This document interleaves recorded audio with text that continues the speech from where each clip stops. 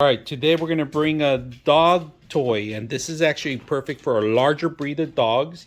It's heavy duty. It has a smell of flavored chicken bone, and this is gonna last for quite a while. Now, the only problem I have is I got only one, where I have two dogs. So let's see who enjoys it more, and see if they even fight for it. Because last one I got, it didn't last long. They chewed off of it. This one's made very durable, solid. So let's see how good it is. So let's go ahead and give it to Crypto. This is Crypto right here. And then we have Toby here in this corner.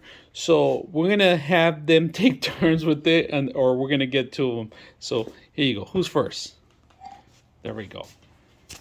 All right, Toby just stole the bone from Crypto, but Toby's actually enjoying it. He's chewing it. He's smelling it first, and then he's gonna chew it. It's good for the gum. It's good for the teeth. Hope you guys enjoy the video.